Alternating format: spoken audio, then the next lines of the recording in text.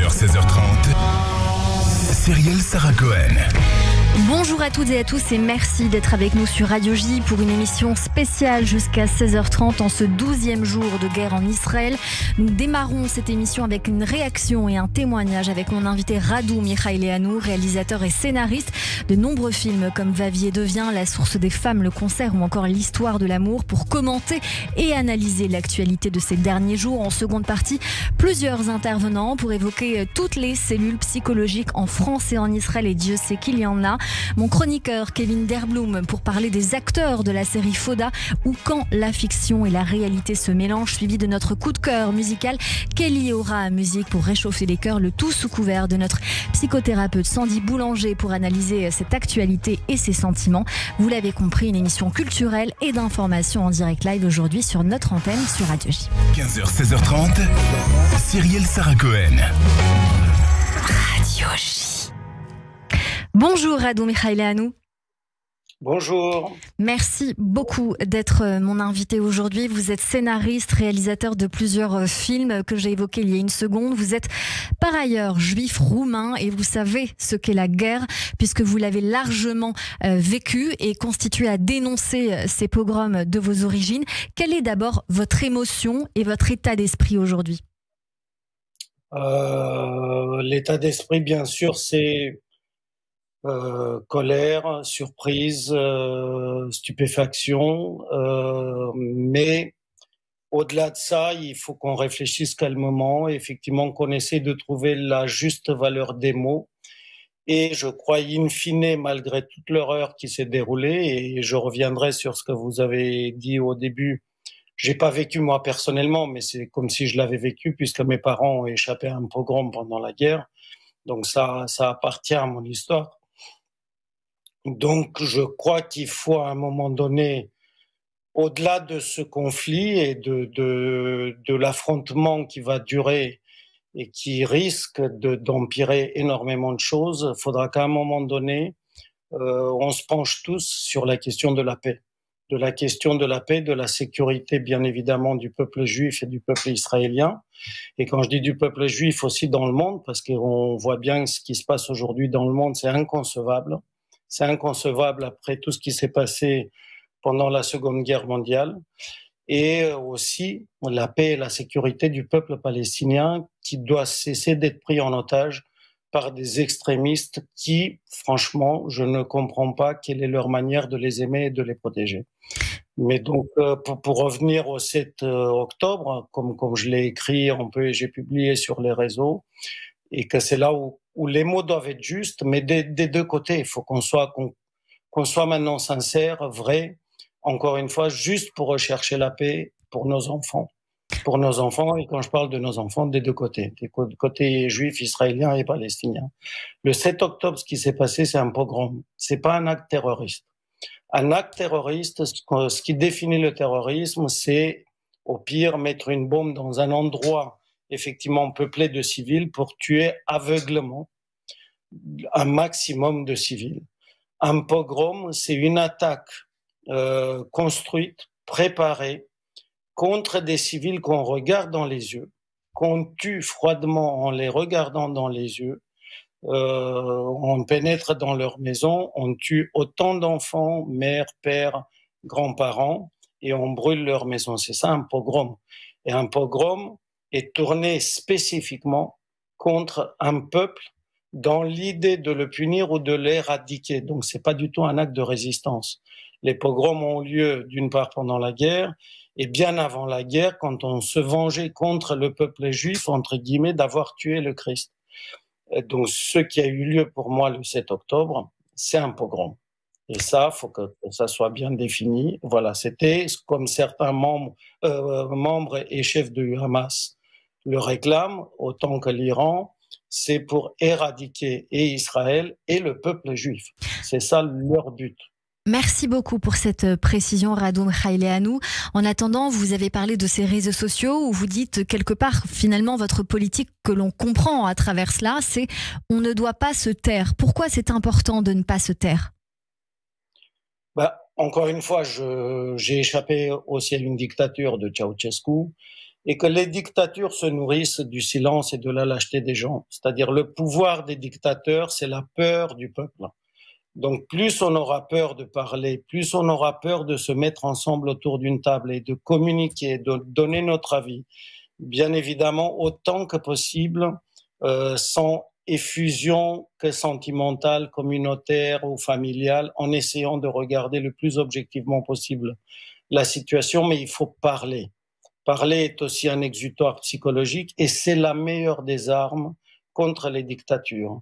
Aujourd'hui, je pense qu'on est au bord d'un précipice de dictatures qui sont en train de monter de plusieurs facettes. Bien sûr qu'il y a la dictature islamiste qui n'a rien à voir avec le monde musulman, je le dis encore une fois. C'est pas les musulmans qui sont en cause, mais c'est des islamistes, des fascistes radicalisés. Nous avons la dictature russe, les Chinois, et tout ça, c'est peut-être aussi lié avec tout ce qui s'est passé avec les Iraniens, etc., etc. Plus on se taira, plus on les aidera à nous dominer. Et il faut jamais qu'ils se disent qu'ils puissent nous dominer et qu'ils ont un quelconque pouvoir sur nous. Sur nous, quand je dis nous, c'est pas les Juifs. Sur nous, les démocrates, les républicains du monde entier.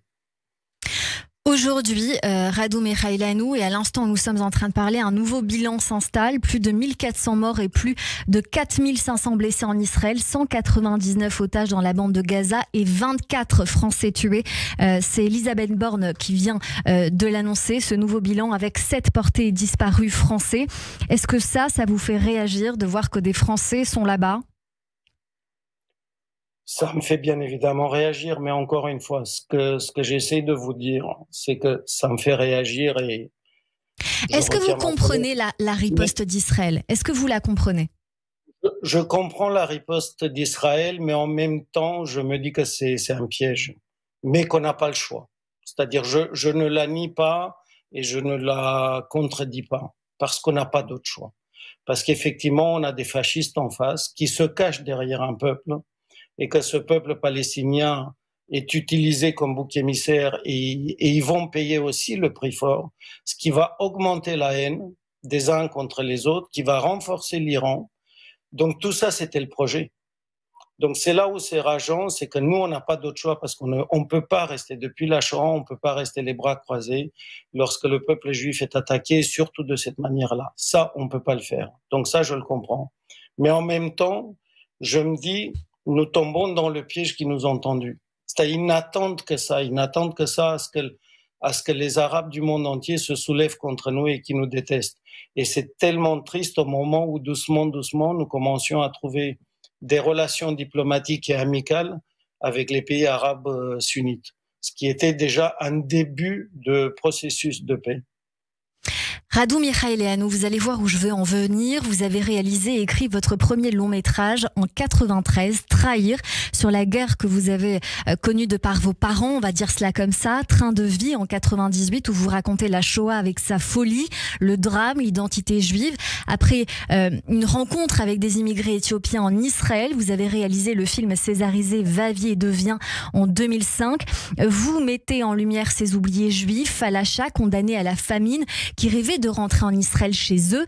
Et en 2011, La source des femmes, avec la volonté de sortir d'une misère, d'une condition, d'un régime. C'est un film accompagné par Luc Besson à la production, qui raconte l'histoire de ces femmes dans un village du Maghreb qui revendiquent l'égalité avec leur mari en refusant d'accomplir toutes les tâches non partagées. On l'entend dans vos films, il y a alors une volonté de fuir un pays, une condition où la misère règne de quelque manière que ce soit, humaine, sociale, et l'envie de dénoncer ces inégalités. Aujourd'hui, dans la politique de certains partis, ce qui est mis en lumière pour parler des Palestiniens, c'est précisément cela. Qu'est-ce que vous en pensez ? Bon, si je comprends bien, vous parlez de LFI. Exactement. Non, mais c'est ignoble. C'est-à-dire, bon, encore une fois, pour moi, même s'ils parlent fort, c'est des gens qui sont à côté de la plaque. Et encore une fois, peut-être que 100% de LFI ne sont pas du même avis, mais quand même, ceux qui sont de cet avis-là, on les entend trop fort. C'est ignoble. Mais ces gens-là ont soutenu le Venezuela, la dictature vénézuélienne, ne soutiennent que les mauvaises causes. Et encore une fois, ils ne font aucune différence et aucune subtilité entre un pogrom et l'attaque d'une armée qui veut éradiquer effectivement un mouvement qui n'est pas seulement terroriste. Aujourd'hui, c'est devenu un mouvement nazi pour moi, le Hamas. On ne peut plus l'appeler juste terroriste. Donc voilà, ils n'ont aucune nuance. Je me félicite par contre des déclarations de Xavier Bertrand et du maire de Cannes ce matin, donc, et de plein d'autres gens qui sont des gens de raison. Mais encore une fois, aujourd'hui, il faut qu'on retienne tous notre colère, il faut que ce conflit s'achève. Et malheureusement, on devra passer par des moments encore horribles. Mais après, moi, mon idée, ma proposition qui, je pense, est dans la bouche de la majorité et dans le cerveau de la majorité des Juifs et des Israéliens et des Palestiniens, parce que j'en connais quand même un bon nombre, soit des Palestiniens israéliens, soit des Palestiniens qui vivent en Palestine. On veut la paix. On veut que ça s'arrête. Donc, je fais un appel au président Macron. Pourquoi ne pas organiser le plus rapidement possible, une fois que ce conflit sera fini, d'organiser au plus vite une conférence de paix à Paris, et qu'il faut que chaque peuple désigne ses représentants qui désirent la paix et qui seraient ensuite capables de faire appliquer cette paix et la constitution de deux États qui doivent vivre en bons voisins. Je crois qu'on n'a pas d'autre avenir. Bien évidemment, je ne suis pas naïf, que ça dépend aussi des puissances de la région, mais voilà, il faut que déjà il y ait une impulsion des deux peuples et qu'ensuite, bien évidemment, il faudra régler le problème iranien, de l'Arabie saoudite, etc., etc. Radu Mihailianu, vous lancez cet appel en tant qu'artiste, peut-être aussi en tant que simple citoyen, parce que c'est normal. Ces derniers jours, vous étiez avec plusieurs artistes à l'occasion d'un festival. On s'est beaucoup questionné, la majorité même des télés l'ont couvert, sur le silence des artistes. Vous en avez plusieurs avec vous. Qu'est-ce qu'ils vous ont dit ? Je crois qu'en tout cas, ceux qui étaient avec moi étaient d'accord avec moi. Mais encore une fois, ils étaient d'accord avec moi en qualifiant de pogrom l'acte du Hamas, et étaient d'accord avec moi aussi que les deux peuples méritent la paix et la sécurité. C'est-à-dire qu'aujourd'hui, il va y avoir, on est certain, une attaque de l'armée israélienne parce que ils n'ont pas d'autre choix, parce qu'ils doivent détruire les installations, les tunnels et essayer autant que possible de décapiter le Hamas, même si les deux chefs du Hamas se trouvent au Qatar, avec qui la France a des relations diplomatiques formidables. Mais passons. Mais nous étions tous d'accord, encore une fois, et tous les artistes, je l'ai pris et je lis quand même des déclarations sur les réseaux qui m'attristent un tout petit peu, où chacun prend parti pour sa communauté. C'est pas comme ça qu'on va y arriver. On va y arriver en nommant les choses, en les nommant sans peur, en disant les torts des uns et des autres, mais surtout en dépassant les torts et en disant voilà que nous sommes tous contre les extrémistes et que nous sommes tous pour le bonheur de ces deux peuples-là. Et l'avenir des enfants de ces deux peuples ne peut pas se construire autrement qu'à travers la paix. C'est tout à fait exact. Je me permets ce sentiment personnel. Est-ce qu'on doit aussi comprendre, Radu Mihailianu, que les artistes ont une responsabilité dans finalement au départ conflit devenu des actes de terrorisme, mais de dire les choses de façon apaisée et pas de façon justement à prendre parti pour un camp ou un autre, et ça c'est une responsabilité. Notre responsabilité, c'est, disons, d'éclairer, de communiquer, d'avoir une vision et d'être pacifique, de ne pas exciter les uns et les autres, parce que nous vivons dans une seule communauté, qui est la communauté nationale, la communauté humaine, et il ne faut pas commencer à fracturer la communauté en 50 000 petites communautés, dressées les unes contre les autres. Sinon, après, faudra pas appeler au vivre ensemble. Et nous, artistes, on est habitués à avoir des équipes où à l'intérieur des équipes, on regarde pas qui est qui est né de quelle religion et tout ça. On fait tous ensemble un seul objet qu'on essaye d'être magnifique et harmonieux qui s'appelle un film. Et ce film est le résultat de X diversité de religions, d'origine et on s'en fiche. C'est notre richesse d'être différent. Donc voilà, notre rôle d'artiste, je crois que c'est ça. C'est pas de diviser, de commencer à dire ceux-là sont fascistes, ceux-là sont ceci, ceux-là sont cela. Donc, d'appeler quelque part à la vengeance. Avec ça, on n'avancera pas. Et nous sommes censés être humanistes. Donc ceux qui ne le sont pas, je le regrette et il m'attriste. Et j'ai lu même ce matin sur des réseaux des gens que j'adore, mais qui ont une expression trop simpliste pour appeler à la paix et au vivre ensemble. Merci beaucoup pour vos mots, Radu Mihailianu. Merci beaucoup d'avoir été avec nous en direct de Radio G. J'espère vous recevoir bientôt. Peut-être que voilà, cela va vous inspirer. Je sais que parfois vous êtes dans votre intérieur et qu'il se passe beaucoup de choses et généralement voilà, vous en faites des films à chaque fois. Merci mille fois, Radu Mihailianu, d'avoir été avec nous sur Radio J. Tout de suite, c'est la chronique Flashback avec Kevin Derblum. Radio J. 15h, 16h30, Cyrielle Sarah Cohen.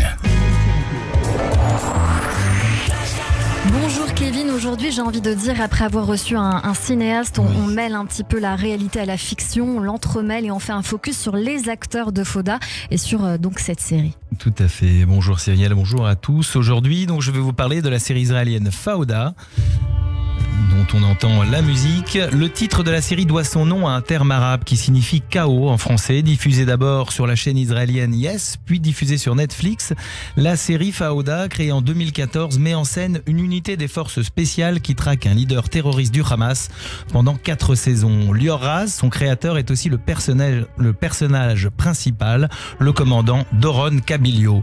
Inspiré de faits réels, Fauda met en scène les missions d'une vraie unité d'infiltration de Tsahal, Douv Dedan. Elle mène des opérations secrètes dans des villages palestiniens pour arrêter des terroristes. Fauda est le mot de code utilisé pour alerter sur le danger imminent et la nécessité de s'enfuir. Lior Raz faisait partie dans sa jeunesse d'une unité d'élite de l'armée israélienne. Il a de plus perdu sa compagne en 1990, assassinée à Jérusalem par un terroriste. Et donc forcément il y a cette actualité, on parle de cette série, mais Lior Raz et tous les acteurs qui se sont montrés très présents sur les réseaux sociaux et vous avez pu observer cela. Effectivement, dans une story sur son compte Instagram, il dit « Rappelez-vous que nous entrons dans cette guerre le cœur lourd, sans désir de tuer des innocents et sans choix face à ceux qui s'opposent à nous ». Le lundi 9 octobre, la réalité a dépassé la fiction, Cyrielle, puisque Lior Raz s'est retrouvé sous les bombes à Sderot, où il a rejoint ses frères d'armes pour porter assistance aux populations dans le sud du pays. La star de la série Netflix Fauda, Lior Raz, a posté une vidéo de lui en train d'esquiver des roquettes du Hamas au cours d'une mission de sauvetage réelle en Israël. Sa vidéo postée sur Twitter a été vue plus de 1,3 million de fois. Il est vraiment parti sous les bombardements secourir les populations attaquées par le Hamas dans le sud du pays. L'acteur Lior Raz s'est rendu dans le sud d'Israël afin de venir en aide à la population visée par les attaques du Hamas. Il n'a pas hésité à s'engager physiquement pour venir en aide aux civils. Dans sa vidéo posté le 9 octobre sur son compte X, anciennement Twitter, Lior Raz est en compagnie de Yohanan Plesner, le président de l'Institut israélien pour la démocratie, et Davi Isha Sharof, le co-auteur de la série Fauda. Le comédien de 51 ans a pris part à une intervention risquée sur le terrain.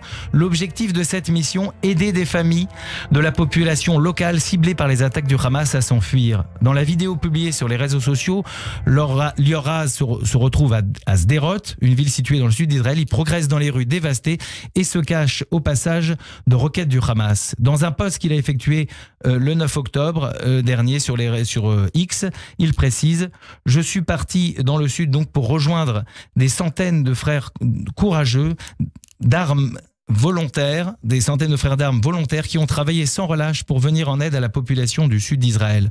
Nous avons été envoyés dans la ville bombardée de Sderot pour extraire 2 familles. » Et forcément, Kevin, Lior Raz n'est pas le seul acteur de la série Fauda à s'être engagé dans cette guerre contre le Hamas aux côtés de l'armée de Tsahal. Effectivement, Cyrielle, plusieurs acteurs de Fauda, dont Omer Capone, Yaakov Zadat Daniel, Tzrahi Halevi et Idan Hamedi ont également été rappelés sous les drapeaux. Idan Hamedi, reconnu pour son rôle dans la série où il joue le tireur d'élite Sagi Tsour, se trouve actuellement en première ligne du combat.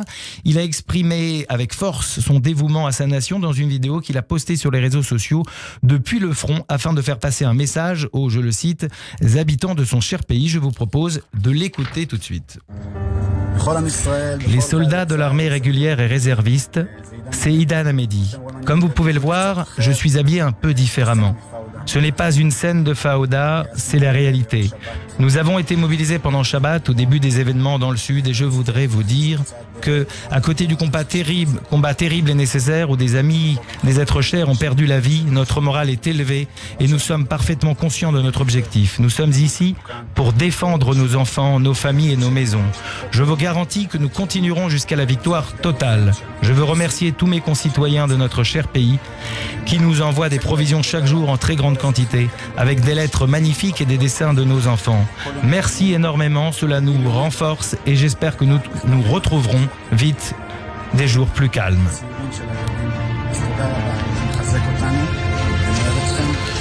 Sur le compte Twitter officiel de Fauda, on trouve aussi le plaidoyer de Itzik Cohen, alias le capitaine Gabi Ayoub, voilà, dans la série. Je vous propose également d'écouter. Bonjour mes amis, comment allez-vous? Vous êtes les fans de la série Fauda à travers le monde. Vous savez, ces derniers jours, j'ai entendu beaucoup parler de fake news concernant ce qu'il se passe ici en Israël depuis le 7 octobre. Et je veux juste être clair, ces affreux événements se sont réellement produits et continuent de se produire. Ce n'est pas une fake news, c'est un fait. Des jeunes hommes et femmes ont été abattus à un festival de musique, des familles entières brûlées vives dans leur salon, des bébés décapités en face de leur mère, plus de 100 citoyens kidnappés dans la bande de Gaza, comprenant des femmes, des enfants et des personnes âgées. Cette tragique histoire n'est pas fausse, c'est notre réalité. Ne vous trompez pas, les membres du Hamas ne sont pas des combattants de la liberté. Ce sont des terroristes dont le seul but est de détruire Israël et de tuer des Juifs à travers le monde. Je sais que ces atrocités semblent inimaginables, mais ce sont les faits. En cette période, je vous demande de rester vigilants et de ne pas répandre de fausses informations. Rappelez-vous, toute cette terreur a la même adresse. Hamas. Le Hamas, c'est l'État islamique, Daesh. Merci beaucoup Kevin Derblum et également bien sûr un autre message d'une autre actrice que l'on connaît, Ronalie Shimon, nourrite dans la série. Également, on avait aussi vu bien sûr d'autres personnes et j'ai envie qu'on finisse avec une chanson d'Idan Hamedi. Un petit mot éventuellement pour conclure cette chronique. Eh bien, pour dire effectivement un petit mot, c'est qu'en Israël, toute l'industrie cinématographique et télévisuelle est mobilisée depuis le début de ces attaques et tous les tournages ont été interrompus, dont celui de la saison 5 de Fauda par l'armée de défense d'Israël. Acteurs, réalisateurs et techniciens prêtent main forte sur le terrain et luttent contre la désinformation. Merci beaucoup Kevin Derblum pour cette chronique très travaillée. On continue cette émission après la pause. Dans un instant, on poursuit avec nos intervenants pour parler cellules de crise et aide psychologique proposées en France et en Israël. Mais tout de suite, le rappel des titres sur Radio J.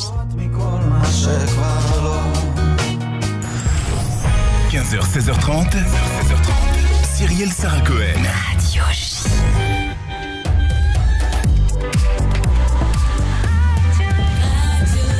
15h30 sur Radio J. Bonjour et bienvenue. Tout de suite, le rappel de titre avec Etanit Belaïch.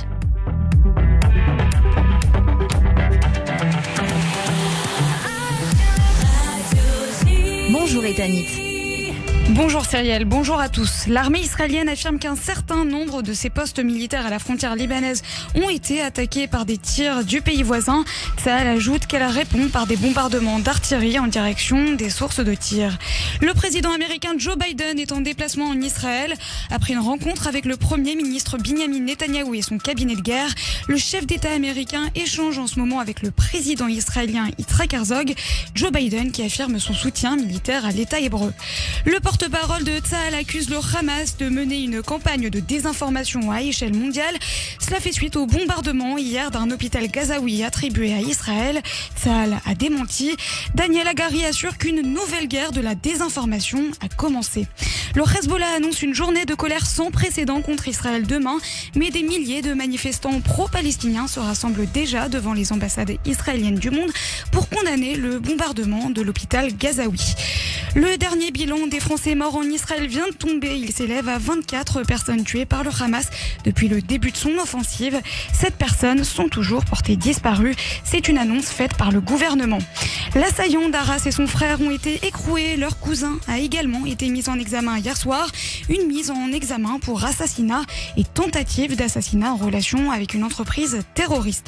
Enfin, la vie sportive continue malgré le contexte de guerre en Israël. Le Maccabi Tel Aviv Basket jouera ce soir en Euroleague contre Valence.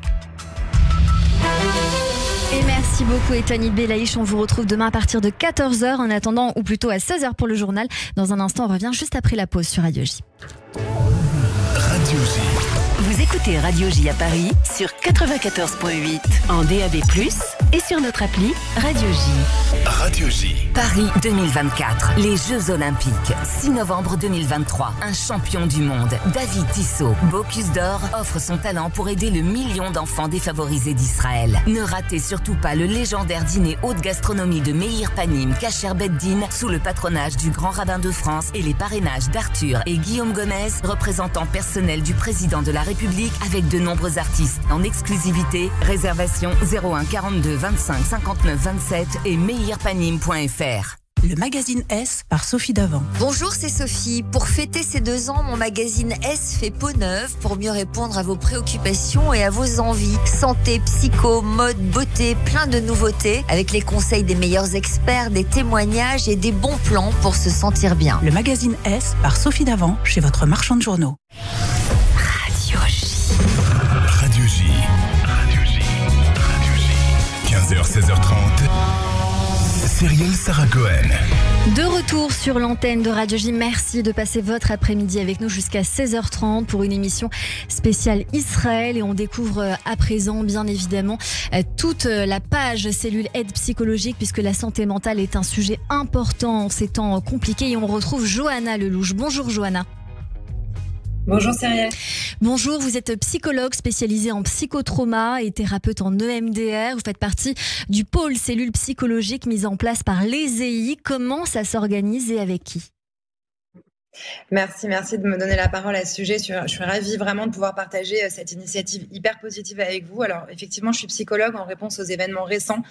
On a mis en place une cellule psychologique qui est gratuite, qui est composée exclusivement donc de psychologues qui sont diplômés, formés à la prise en charge du trauma et des récits traumatiques. Donc cette cellule, c'est le fruit d'une collaboration avec d'anciens membres de mon mouvement de jeunesse des EI. Donc déjà, je profite de ce moment-là pour les remercier et les féliciter pour l'engagement, comme on l'a toujours fait, et à ma belle équipe avec laquelle je travaille en ce moment bénévolement, Léa, Julie, Sandra, Ariel et Raphaël, qui sont des personnes extraordinaires, et évidemment tous les psys qui nous ont rejoints. On a actuellement une trentaine de psychologues en place qui ont déjà commencé à prendre en charge des personnes qui sont dans le besoin, qui sont prêts du coup à offrir de 1 à 3 consultations gratuites aux personnes françaises ou israéliennes. Donc si vous-même ou quelqu'un que vous connaissez avez besoin de soutien, vous pouvez nous contacter par email à l'adresse cellulepsy@eif.org. Alors, comment ça se passe concrètement ? Si vous avez besoin d'aide, vous envoyez un mail donc à cellulepsy@eif.org. Je vous remettrai, Cyrielle, si vous pouvez. Vous inquiétez pas, on fera un article qui recense tout cela. Super, magnifique. Donc vous envoyez un mail, là vous avez un formulaire en ligne qui vous est envoyé et qui vous demande de décrire en quelques lignes vos besoins. On a une équipe dédiée qui traite les emails, qui les redirige ensuite vers nos psychologues, et c'est les psys du coup qui prennent directement contact avec vous dans les 3 jours maximum qui suivent votre demande. Alors on travaille aussi en lien avec 2 autres personnes qui ont aussi leur cellule, qui sont Yardena et Ariel, qui font partie de l'association Wellness, qui est une association merveilleuse, qui eux aussi ont des psychologues qui parlent en plus hébreu et qui peuvent aussi accompagner des Israéliens qui en auraient besoin. Donc on investit aussi notre temps aujourd'hui dans la création de contenu, notamment des vidéos, des articles en collaboration avec des professionnels de la santé, parce qu'au sein des EI, il y a aussi une cellule de médecins qui s'est organisée, qui propose de délivrer ou renouveler des ordonnances par exemple. Donc on est aussi en lien avec des médecins et des psychiatres. Et l'objectif, c'est de fournir des informations précieuses sur le psychotrauma, sur les réactions émotionnelles et comportementales qui sont associées aux événements qu'on vit actuellement. Et l'objectif, là encore, c'est d'aider vraiment les Français et les Israéliens à comprendre ce qu'ils ressentent et à pouvoir leur offrir les ressources pour pouvoir faire face en ce moment à tout ce qu'on vit. Pour parler dans le concret, Johanna, et puisque vous êtes bien évidemment, vous faites partie de cette cellule en tant que spécialiste et que psychologue spécialisé, est-ce que vous avez des demandes de parents qui sont sidérés, qui ne savent pas notamment comment parler de ce qui se passe en Israël à leurs enfants, et peut-être aussi de ces parents en Israël qui ne savent pas comment gérer la situation face à leurs enfants, et même en tant que personne seule, qu'est-ce qu'ils vous disent et qu'est-ce que vous leur dites ? Alors effectivement, on a beaucoup de demandes de parents, notamment sur les manières dont on peut parler de tout ça aux enfants. Donc pour ça, justement, on crée du contenu, des vidéos, des articles qu'on envoie en masse et au maximum de personnes qui en ont besoin. Effectivement, c'est des personnes qui sont sidérées. On leur explique notamment, en fait, ce qu'on souhaite vraiment mettre en place, et c'est la seule chose que pour l'instant on puisse faire, c'est d'expliquer vraiment cet état de stress dans lequel on est, qui s'appelle un état de stress aigu, et que tout ce qu'on peut ressentir en ce moment, c'est une réaction normale à des événements traumatisants. Donc la peur, l'anxiété, la confusion, c'est des émotions qui sont naturelles face à l'incertitude et à la violence à laquelle on peut être confronté actuellement. Donc vraiment, on essaye de normaliser ces ressentis-là. C'est la seule chose qu'on puisse faire dans un premier temps. Il y a aussi une création d'une cellule psy pour les psys, c'est important de le dire, parce que personne n'est en sucre évidemment. Vous appelez les gens à vous rejoindre, notamment bien sûr les spécialistes à vous rejoindre. Un petit mot peut-être sur cette antenne, parce que je sais qu'on est écouté et on veut vous écrire aussi en tant que spécialiste pour proposer son aide. Je sais que ça a été le cas des psys qui travaillent sur cette émission en disant on veut aider, comment on fait? Faites votre appel, Johanna, je vous en prie. Merci. Alors effectivement, les soignants dans ces temps-là d'urgence sont aussi en première ligne, et c'est vrai que dans ces cellules, dans cette cellule en tout cas au sein des EI, on a vraiment tenu à mettre en place des moments d'intervision, des moments de supervision où il y a des psys avec un vrai système où il y a des psys qui sont pas directement en contact avec les personnes qui sont impactées psychologiquement, et par contre elles peuvent prendre contact avec des psys pour ensuite derrière pouvoir parler de ce qu'elles ressentent. Donc on a vraiment pensé le projet pour que ce soit le plus sécure possible pour les personnes qui nous rejoignent. On essaye de faire ça vraiment en pensant à nous tous dans cette action collective. Est-ce que vous avez un petit mot à dire aux gens qui nous écoutent pour aller bien? Je sais que c'est très difficile de dire aller bien dans cette période compliquée, mais il faut quand même essayer. Est-ce que vous avez un mot pour les parents, pour les gens qui nous entendent?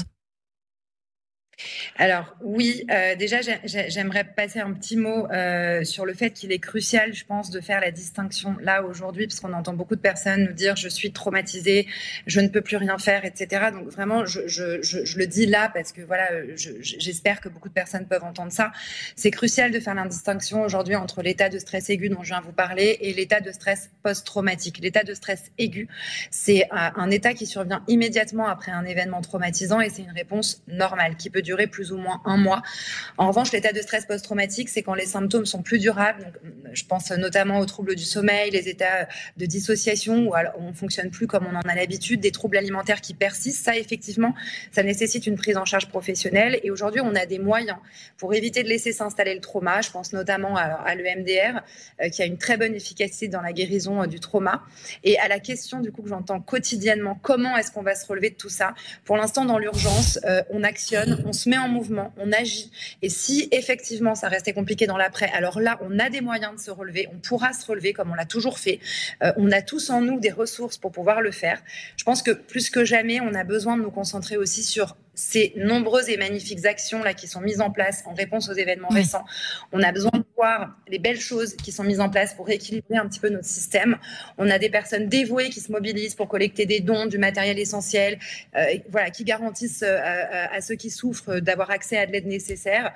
On a des personnes qui se consacrent bénévolement jour et nuit à la gestion de ces projets, qui s'assurent que tout se déroule efficacement. Et on en a beaucoup parlé, bien sûr. Qui a été créé au sein des EI pour que les enfants puissent envoyer à la population israélienne. L'adresse mail, c'est... Oui. Alors, on vous entend plus très bien Johanna Lelouch. Donc, on va essayer de vous reprendre. Redites-moi l'adresse mail des EI. Alors, l'adresse mail des EI pour que les enfants puissent envoyer des dessins. C'est dessin au pluriel israël@eif.org. Merci beaucoup Johanna Lelouch d'avoir été avec nous sur l'antenne de Radio J. Je répète, vous êtes joignable aussi pour la cellule psy sur cellulepsy@eif.org, et vous êtes également en train de développer une application et un système plus simple pour mettre les gens en contact. Merci beaucoup Johanna Lelouch, psychologue spécialisée en psychotrauma et thérapeute en EMDR. Je rappelle que vous faites partie du pôle cellules psychologiques par les EI. Merci beaucoup d'avoir été avec nous sur Radio J.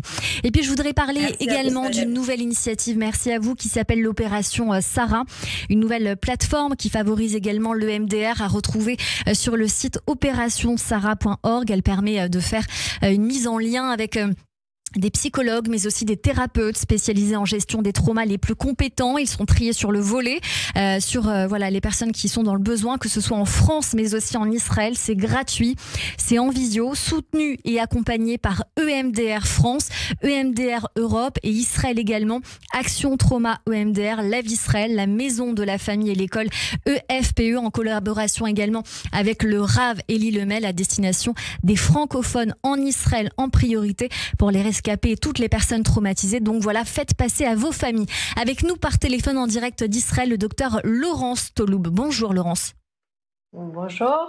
Merci, bonjour Cyrielle. Merci beaucoup d'être avec nous et de prendre le temps aujourd'hui en direct d'Israël. Vous reboostez les équipes déjà formées sur le terrain. Vous gérez les urgences au téléphone, uniquement les francophones israéliens. Bien sûr, il faut le spécifier sur voilà, cette association Emotion Aid, une association en partenariat avec Kalita qui a ouvert une ligne d'urgence. Je donnerai le numéro dans un instant. C'est voilà, je le dis pour que les gens puissent prendre aussi le carnet de notes. Docteur Toloub, vous enseignez une technique de premier secours émotionnel créée en Israël par cette association Emotion Aid. J'ai très envie qu'on l'explique. Quelle est cette particularité, la particularité de cette technique? Très bien. Oui, juste, c'est important de préciser que moi, je m'occupe du département francophone, mais que l'association Emotion Aid, c'est une association israélienne qui s'occupe en anglais et en hébreu, évidemment, de la population. Alors, cette technique Emotion Aid, c'est en fait une technique très simple qui est issue des dernières découvertes en neurosciences et notamment et surtout la technique pour traiter le traumatisme qui est Somatic Experiencing. Et en fait, ce sont 5 étapes extrêmement simples pour apprendre à gérer son stress et pour faire en fait redescendre le niveau de stress pour pouvoir à nouveau fonctionner normalement. Même si effectivement dans cette période de stress, de crise aiguë qu'on vit aujourd'hui en Israël, on n'a pas un fonctionnement tout à fait normal comme dans la vie quotidienne. Alors, voilà, donc, oui, je vous en prie. Non, je vous en prie. En fait, j'aurais voulu qu'on explique ces étapes, justement, les étapes de cette technique. Je vous laisse le choix, soit de l'expliquer vous-même. Sinon, on a un lien vidéo que vous m'avez envoyé avec ces 5 étapes dans toutes les langues qui est sur la page Facebook de Kalita, mais en français aujourd'hui. On peut l'écouter. Je vous laisse le choix, docteur.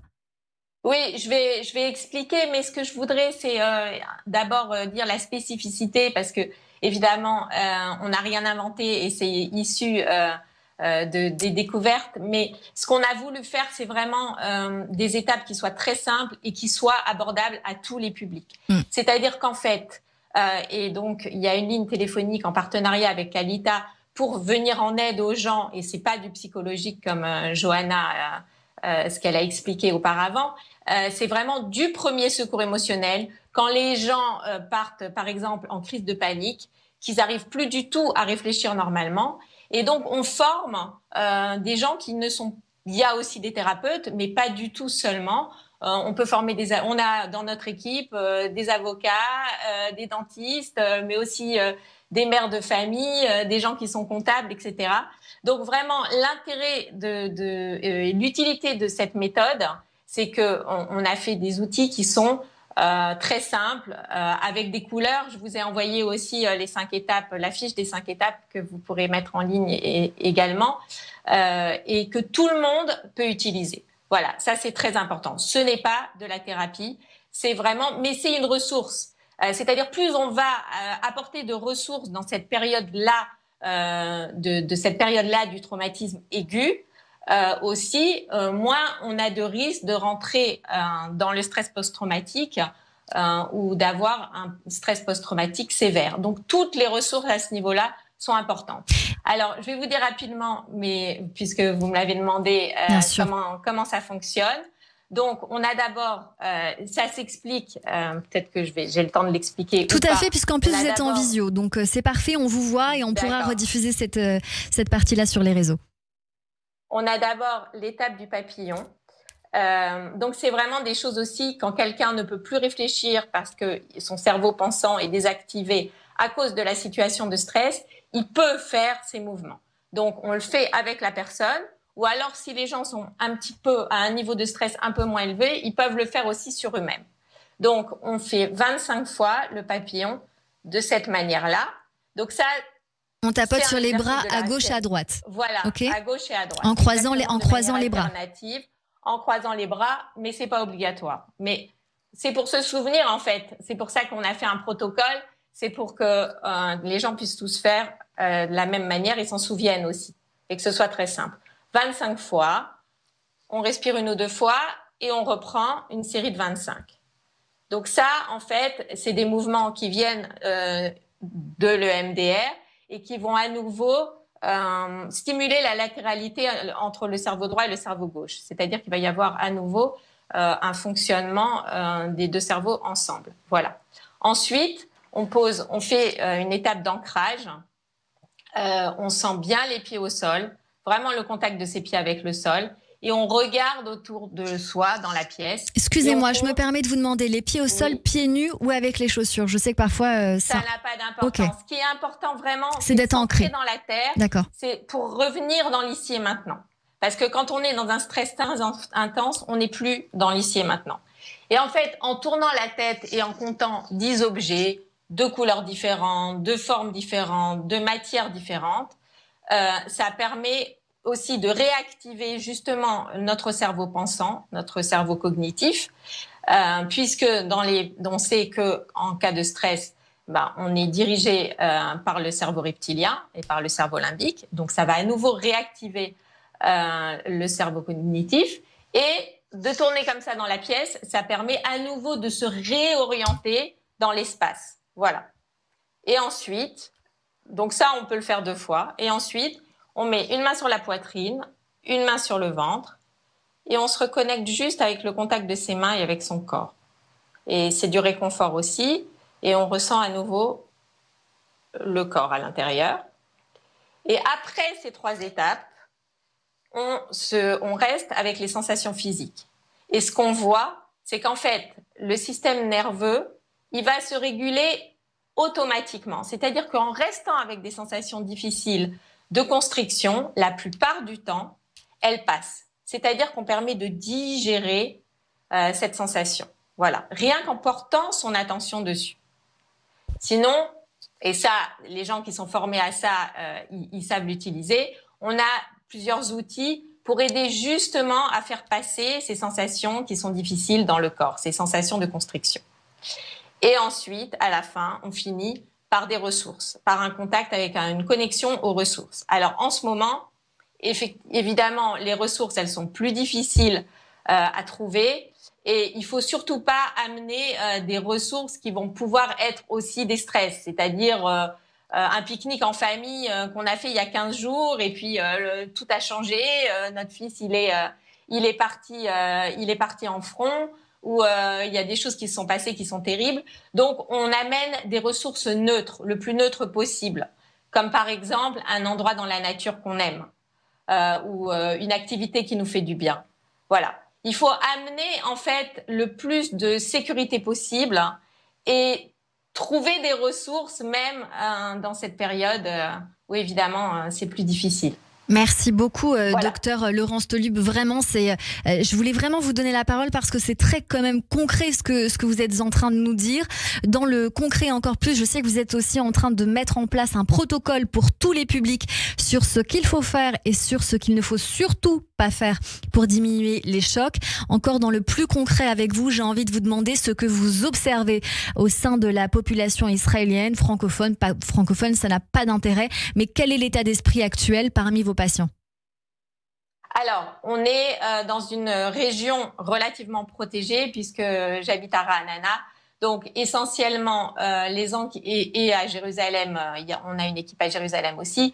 Donc, essentiellement, les gens qui nous appellent, et encore une fois, les gens de la ligne téléphonique avec Kalita ne sont pas des thérapeutes. Donc, ce n'est pas de la thérapie, c'est vraiment du premier secours émotionnel.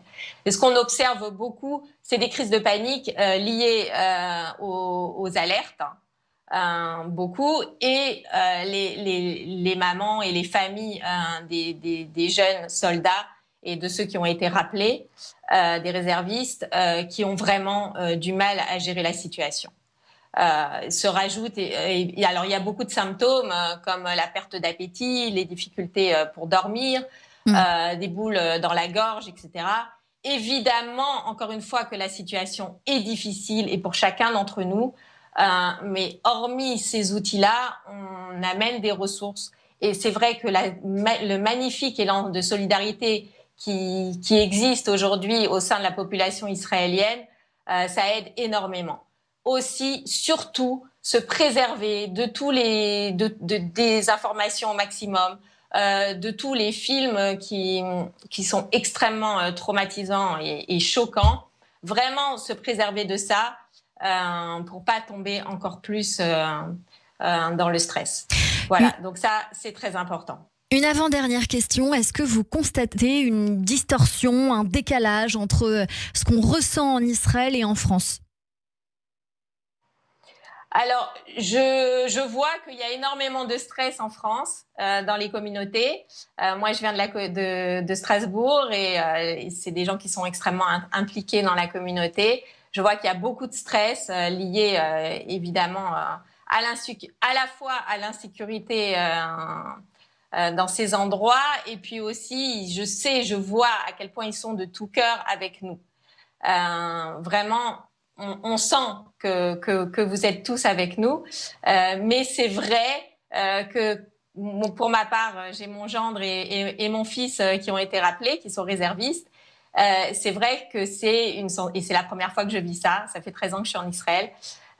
C'est une guerre, en tout cas un état de guerre. C'est vrai que c'est quand même. On a l'impression qu'il n'y a que les gens qui vivent un peu les mêmes choses ici en Israël qui peuvent vraiment nous comprendre. Et ça, j'entends tout autour, auprès des gens qu'on aide. Voilà. Merci beaucoup Laurence Tolub. Je rappelle que vous êtes thérapeute spécialisée dans le traumatisme, responsable du département francophone et pédagogique de l'association Emotion Aid, association en partenariat avec Kalita, notamment avec cette ligne d'urgence gratuite Secours émotionnel par Kalita. Celle-ci est uniquement pour les francophones israéliens, donc à faire passer pour les gens qui nous entendent à leur famille sur place, je précise. 07 76 03 93 63, c'est du dimanche au jeudi de 9h à 19h. Je rappelle qu'un article qui recense tous ces numéros et informations sera publié en fin d'émission sur radioj.fr et sur tous nos réseaux sociaux grâce à l'aide de notre journaliste web Gabriel Attal. Merci beaucoup, docteur. Merci beaucoup. Je tiens à préciser que maintenant la ligne, c'est jusqu'à minuit. Eh bien, jusqu'à minuit. Au moins, vous avez bien fait nous le dire. Merci beaucoup. Merci. Et je termine en vous demandant peut-être éventuellement si vous avez des besoins. Est-ce que vous avez des besoins et est-ce que les gens qui nous entendent peuvent éventuellement participer ou des gens qui sont en Israël par le relais des Français qui peuvent dire à leur famille, voilà, si tu peux aider en Israël, procurer des premiers soins à distance comme vous le faites, est-ce qu'il y a un appel à faire là-dessus ? Parce que vous disiez que c'était ouvert à tous. Tout à fait. Oui, d'abord, c'est ouvert à tous. Alors, c'est vrai que moi, la formation qu'on fait de Emotion Aid, c'est quand même une formation qui dure 25 heures. Mais cela dit, toutes les bonnes volontés, et il y en a plusieurs, il y a beaucoup de lignes téléphoniques d'urgence, psychologiques, de premiers secours, etc. Toutes les bonnes volontés sont les bienvenues pour aider, évidemment, pour ceux qui savent, en tout cas, aider dans le premier secours émotionnel.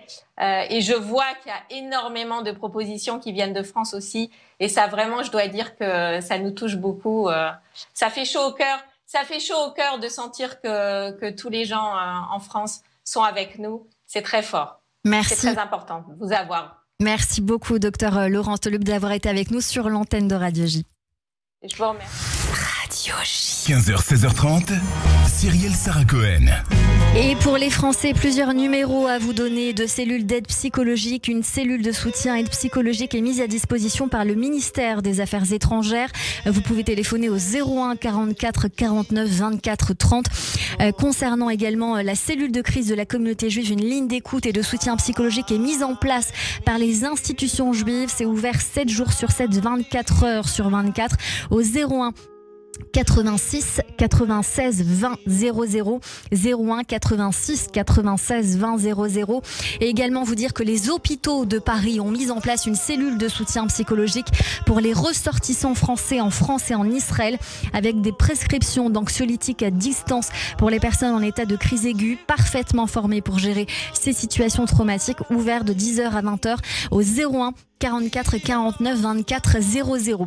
Vous restez encore avec nous sur l'antenne de Radio J. Je rappelle encore une fois que Un article va recenser tous ces numéros. Il sera publié en fin d'émission sur radioj.fr et tous nos réseaux sociaux grâce à Gabriel Attal. Vous restez avec nous sur l'antenne de Radio J dans un instant. Musique avec notre coup de cœur pour réchauffer les cœurs. Vous verrez pourquoi.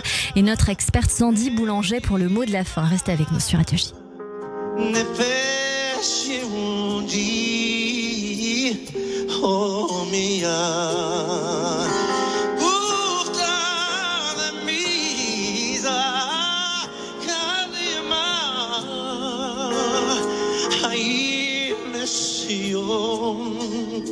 Sofia,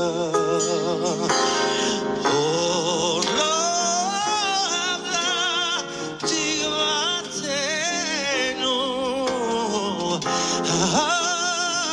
Tigva, Stavopaim, Yod Amachoshi, Meratzenu, Eres Sion, Yerushalayim, Yod HaMchoshi, Meratzenu, Eres Sion, Yerushalayim.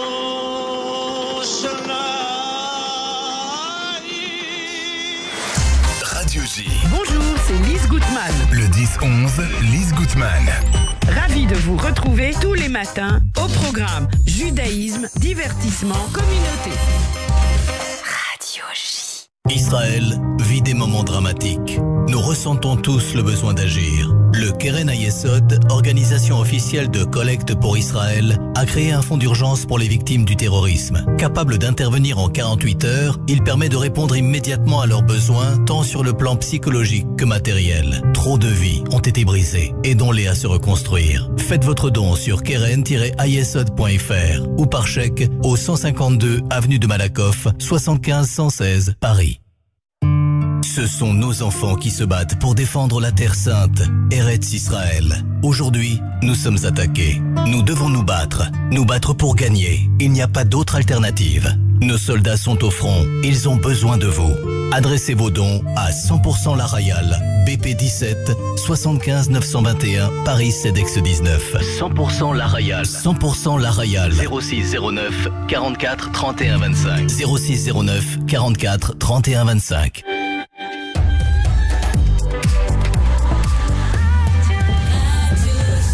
Il est 16h sur Radio J. Bonjour et bienvenue. Tout de suite, le journal de l'information avec Etanit Belaïch.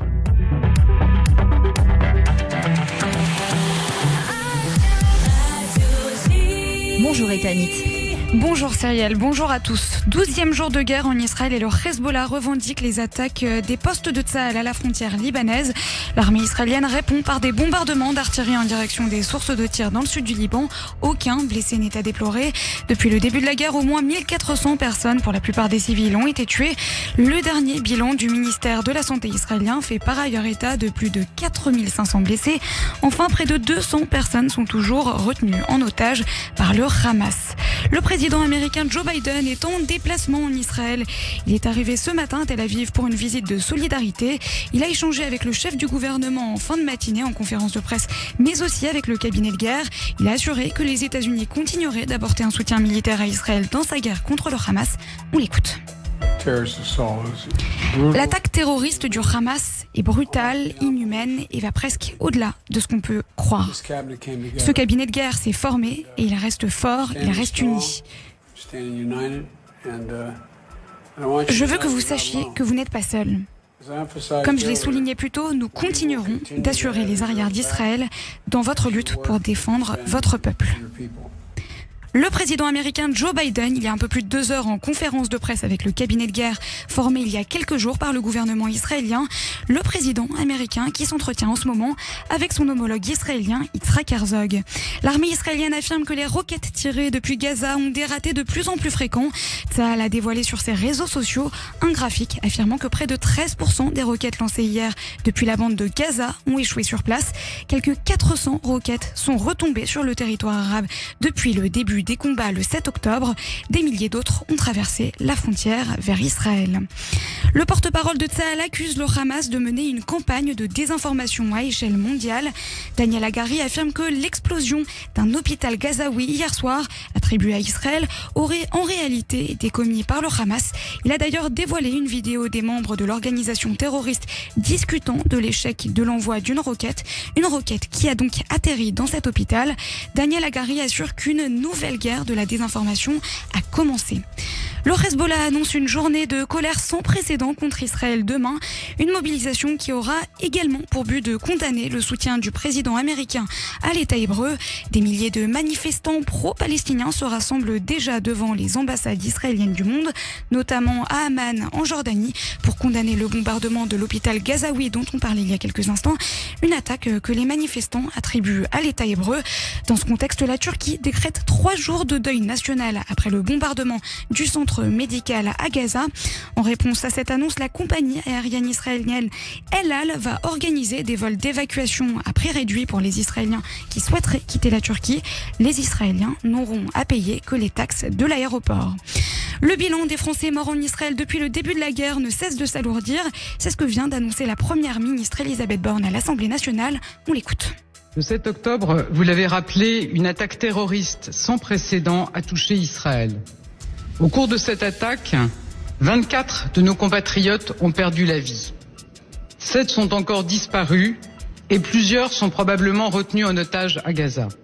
Face à l'horreur, nous l'avons dit, Israël a le droit à la sécurité, Israël a le droit de se défendre dans le respect du droit international humanitaire. Elisabeth Borne, il y a quelques minutes à l'Assemblée nationale, la première ministre annonce par ailleurs que 3500 Français ont été rapatriés depuis le début de la guerre. Enfin, une information solidarité pour clore ce journal.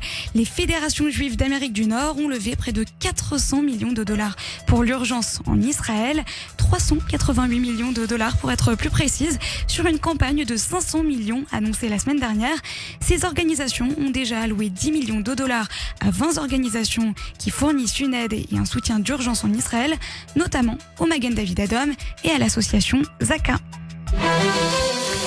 Merci beaucoup Etanit Belaïch, on vous retrouve demain à partir de 14h en attendant une pause et on poursuit notre émission spéciale Israël sur Radio J. David Revaud-Dallon, ça reste entre nous. Retrouvez-moi tous les mercredis sur Radio J pour Ça reste entre nous. La politique comme vous ne l'entendez nulle part ailleurs. Les meilleurs spécialistes réunis sans langue de bois. 21h sur Radio J. Radio J. Ça, c'est uniquement sur Radio J. Radio J.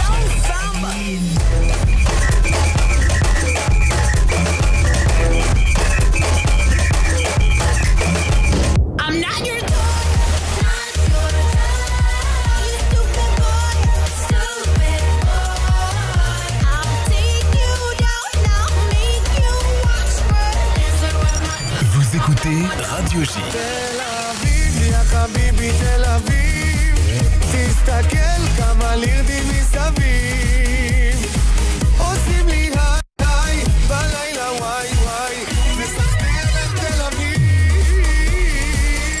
Radio J. Radio J. Radio J. Vous écoutez Radio J à Paris sur 94.8 en DAB+, et sur notre appli Radio J. Radio J. Radio J. Radio J. Radio J. Radio J. 15h, 16h30. Cyrielle Sarah Cohen. Merci beaucoup de nous rejoindre aujourd'hui sur l'antenne de Radio J. Merci d'être avec nous depuis le début de cette émission si c'est le cas, et si vous venez de nous rejoindre, merci beaucoup. Tout de suite, c'est le coup de cœur sur Radio J. On va découvrir Kelly Aura. Radio J. 15h, 16h30. Cyrielle Sarah Cohen. Bonjour Kelly. Bonjour Cyrielle. Merci beaucoup d'être mon invitée aujourd'hui. Vous êtes chanteuse, vous donnez souvent des concerts pour l'âme, c'est comme ça que c'est écrit. D'ailleurs parce qu'il y a quelque chose de très connecté dans les reprises que vous faites. On va l'entendre tout de suite avec Avinu Malkeinu que vous avez repris il y a finalement 2 jours avant les événements en Israël. Peut-être voilà que c'est un ressenti, je sais pas, parfois on fait les choses Et il s'avère qu'il y a des synchronicités, on le dit souvent dans cette émission. C'est disponible sur toutes les plateformes streaming. D'abord, j'ai envie de vous demander, que veut dire cette chanson, d'une part pour le monde, mais pour vous surtout? C'est une prière au divin dans laquelle on demande simplement, on lui demande de nous entendre, on lui demande d'entendre nos prières. Et c'est aussi sentir que ce divin est à l'intérieur de nous. On va écouter, on revient.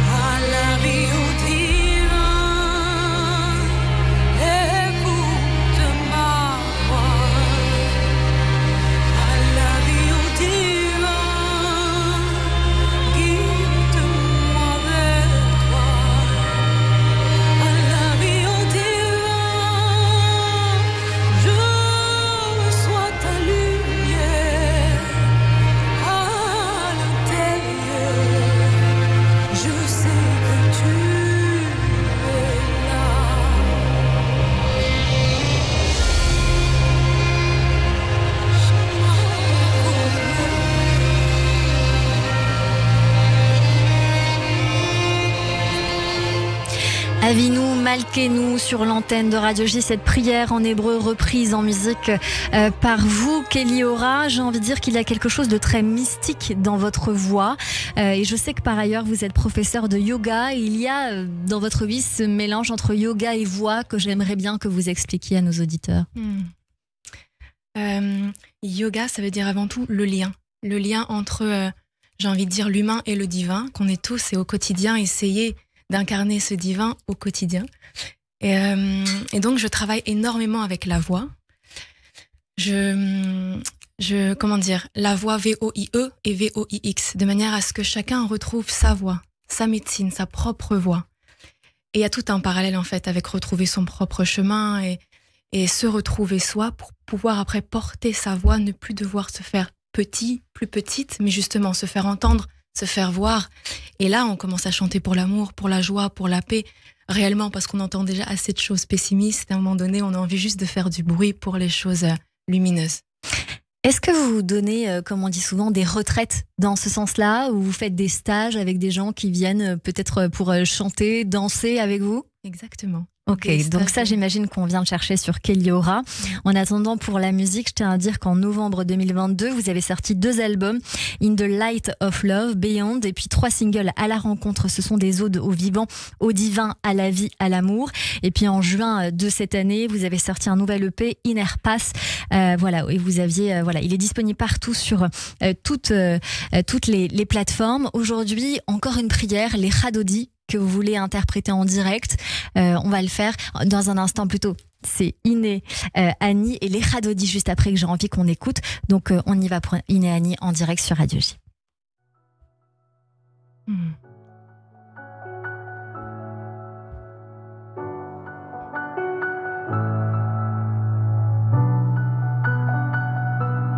Partout où je suis, tu es là. Partout où je regarde, je te vois. Partout où j'écoute, je t'entends.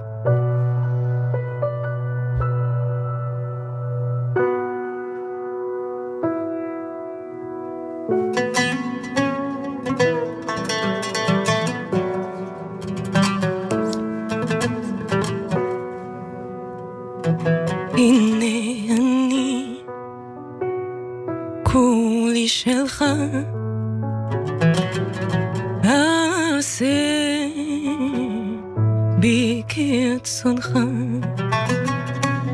באתי ריק אני נכנס ליבי נתון לחסדך גם מן הכל ישלל ממני בתוכי קולך ישמע מן הכאב הוא ירימני ימלא ליבי בישכחה Here I am completely yours. Do as you will with me. I've come empty. I surrender to your love and to your grace. If everything is taken away from me, I will hear your voice still inside me. From the pain, it will resurrect me and fill my heart with your inspiration.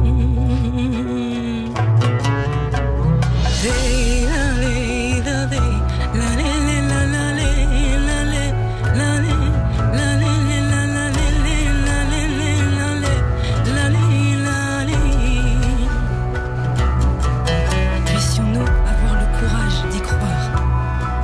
Puissions-nous tous ensemble prier. Prier pour la paix, la protection, la guérison, l'union. Ensemble.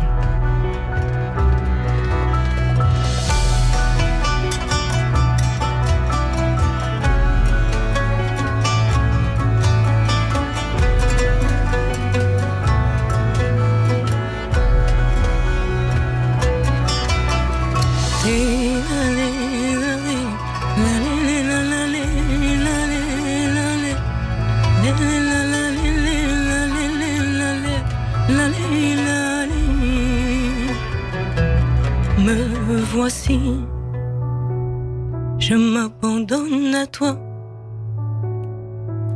Remplis-moi de toi et montre-moi la voie de l'indicible. D'ici, tu m'entends, je t'appelle.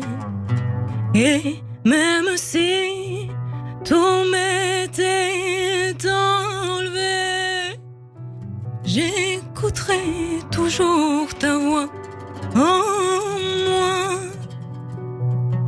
qui me donne la force de renaître. Je t'en prie, nourris mon cœur de ton inspiration. הנה אני כולי שלך עשה בי כרצונך באתי ריק אני נכנע ליבי נתון לחסדך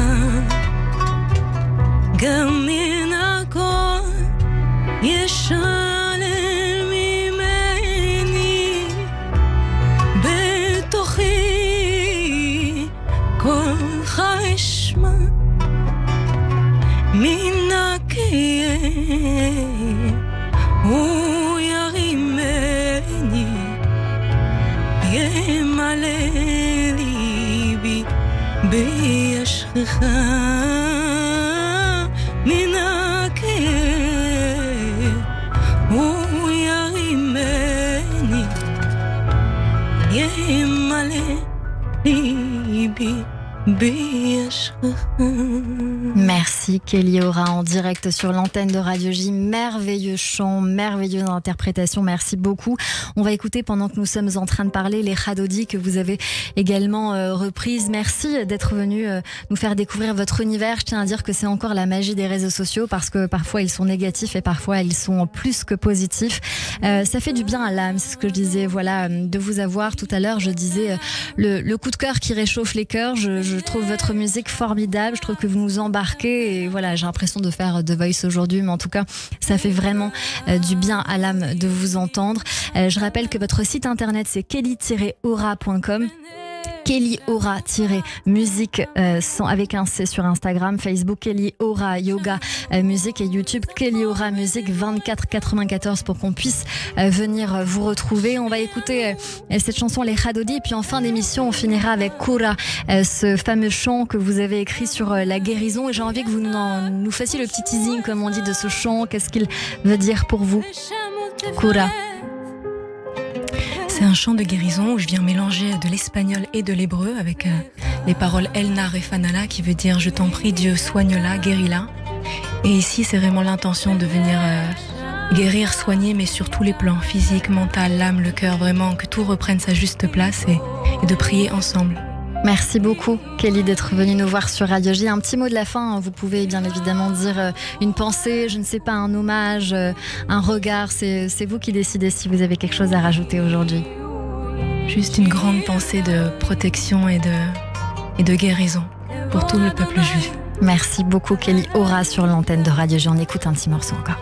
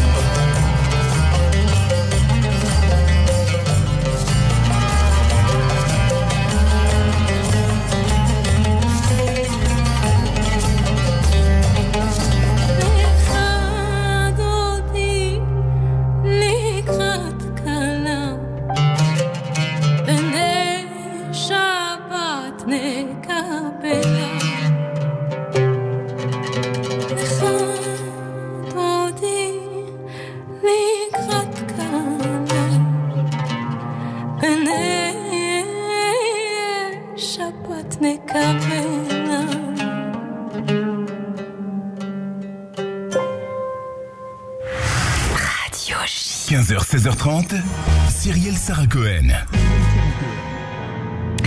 Comme toujours à la fin de cette émission, Sandy Boulanger, on a pour habitude de débriefer les minutes que l'on a passées avec notre invité. Aujourd'hui, c'est une situation, j'ai envie de dire. C'est un petit peu un état d'esprit qu'on a eu dans cette émission, que j'ai envie qu'on développe avec potentiellement des clés pour les gens qui nous écoutent, pour avoir le moral, pour aller bien et pour pas se laisser faire dans cette situation dans laquelle on est. Bonjour Sandy Boulanger. Bonjour Cyrielle, bonjour à tous. J'ai envie de vous dire que comme à chaque fois dans votre coup de cœur, vous arrivez encore avec une main de maître à faire des liaisons et des synchronicités, parce que Kelly Aura, vous nous avez permis, et on a écouté de nombreuses de vos œuvres, parce que dans l'horreur, l'art est toujours un soutien précieux. Il y a une autre synchronicité, Cyrielle, l'avez-vous vu, c'est que nous avons commencé cette émission avec le témoignage de Radu Mihailanu qui nous a donné 3 émotions sur qu'est-ce qu'on vit quand on vit ce qu'on est en train de vivre. On a l'habitude de parler généralement avec vos invités effectivement de 3 mots qui les décrivent. Et bien là, c'était 3 émotions qui peuvent décrire cette situation. C'est la colère, la surprise et la stupéfaction. Alors, ce qu'il nous invitait à nous dire, c'était de réfléchir calmement à la juste mesure des mots. Et derrière ça, il y a quelque chose d'artistique aussi, dans cette justesse du mot. Il faut se pencher sur la paix, on a entendu, bien sûr pour nos enfants, mais pas que. Alors bien sûr, j'ai envie de vous donner un outil, mais surtout peut-être une prise de conscience. Dans ce que nous entendions de Radu Mihailanu, c'est qu'il n'y a pas de deuil possible à faire. Je crois que c'est important de pouvoir se le dire. À l'heure actuelle, c'est impossible. Et il y en aura pour de nombreuses générations. Parce qu'il nous expliquait à raison que cela nous ramenait à la Shoah.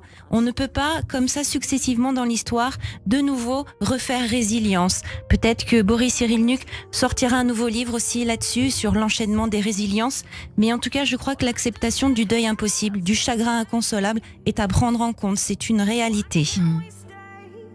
Radu Mihailanu nous disait aussi qu'il ne faut pas se taire. Vous comprenez que je m'appelle Sandy. C'est quelque chose que je connais bien aussi, de ne pas se taire. Parce que face à la dictature, eh bien justement, il faut avoir un acte de puissance face à la terreur et à la barbarie. Parce que se taire, c'est donner le pouvoir de nous, êtres humains, à être dominés. Alors parler ensemble, bien sûr, à des professionnels, on l'a entendu tout au long de cette émission, avec Johanna Lelouch, par exemple aussi, ça permet effectivement de pouvoir sortir l'horreur que l'on a à l'intérieur par des mots. Mais ça peut être de toute autre façon. C'est un autre outil que je peux vous donner.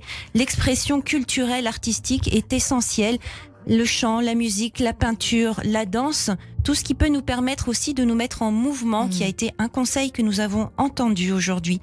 Nous mettre en mouvement. Retenir la colère, encore, nous avons entendu. Mais j'ai envie de vous dire, retenir la colère, c'est pas l'avaler et puis la mettre sous le tapis, c'est la transformer comme un alchimiste. Parce que cet événement, cette colère, cette surprise et cette stupéfaction, ça ne se digérera pas, soyons clairs. Par contre, nous allons transformer ça. Alors, il y a aussi ces images peut-être d'avoir des représentants de la paix dans chaque État. Parce que bien sûr, on ne va pas pouvoir faire le deuil, mais il va falloir avancer quand même. Et c'est une autre chose que j'avais envie de pouvoir partager. C'est que on ne continue pas à vivre aujourd'hui depuis 12 jours. On avance avec. On fait pas après pas. On ne fait pas semblant de se divertir, de lire, de se laver, de manger, de rire même. Non, non, on avance avec. Mais c'est d'un endroit en soi qui est de la conscience pure. Ce n'est pas du déni. Et ça, c'est un choix de vie qui est puissant. Donc nous continuons à faire du divertissement, de l'information, à dîner entre nous, à nous réunir. Et ça n'empêche pas d'avoir une autre partie à l'intérieur de soi qui est complètement peut-être dévastée, inquiet. Et ça, cette marelle à l'intérieur, elle est essentielle à prendre en compte. Ça veut dire qu'il y a des espaces en nous qui sont complètement dévastés parce que ça n'a pas de sens. Mais il y en a d'autres, un peu comme cette marelle, quand on jouait quand on était enfant, où ça reste structuré et serein. Et c'est ce que j'avais envie de vous dire aussi comme autre outil, et c'est ce que partageait Johanna Lelouch, c'est que on n'est pas obligé de garder que les pensées négatives. Il faut aussi avoir cette démarche de repousser le négatif pour pouvoir voir ce qu'il y a de positif aussi et de doux et de bon dans ce quotidien, jour après jour, pas après pas. C'est-à-dire alors qu'on va regarder les actions de soutien, on va regarder la rapidité de l'organisation quand même, de l'aide, on va regarder la multiplicité des aides qui sont en place. Et ça, ce sont des faits, ce ne sont pas des pensées inventées. Ça va nous aider. Bien sûr, on a entendu les 5 étapes de la gestion du stress du docteur Laurence Deleb, parce que il n'est pas qu'une question de psychologie, il est une question d'humanité. Et donc, effectivement, on peut avoir recours à ces premiers secours émotionnels. Chacun nous sommes responsables de notre éco-ancienneté, quel lapsus, anxiété. Comment est-ce que moi je vais gérer mon stress? Comment est-ce que je vais le partager avec les autres? Nous avons tous autour de nous une personne ressource. Cette personne, c'est un peu comme un guide, ou peut-être un château fort. Cette personne, on peut lui dire les peurs les plus difficiles de nous, et ça va nous permettre de fluidifier pour continuer à être puissant et solide avec les autres. Merci beaucoup, Sandy Boulanger. Je pense très sincèrement que nos auditeurs qui ont écouté ont retenu beaucoup de choses de ce que vous avez dit. On a avancé aujourd'hui, je le sens évidemment. Voilà, c'était très intéressant de vous entendre avec votre regard. Vous, Sandy Boulanger, notre thérapeute sur l'antenne de Radio J aujourd'hui. Radio J. 15h, 16h30, Cyrielle Sarah Cohen. C'est la fin de cette émission. On finit avec ce chant de guérison par Keliora Kura. Merci à tous les intervenants d'avoir été présents pour cette édition spéciale. À la réalisation audio et vidéo aujourd'hui, Benjamin Arnaud. Réécoutez cette émission sur radioj.fr, YouTube et toutes les plateformes de streaming. Un article va sortir dans les minutes qui arrivent pour recenser justement toutes ces aides et cellules de crise psychologique pour pouvoir téléphoner si on a besoin. Merci à toutes et à tous de nous avoir suivis. Rendez-vous demain à 15h avec le chef Yoni Saad en invité principal sur l'antenne de Radio J. À demain.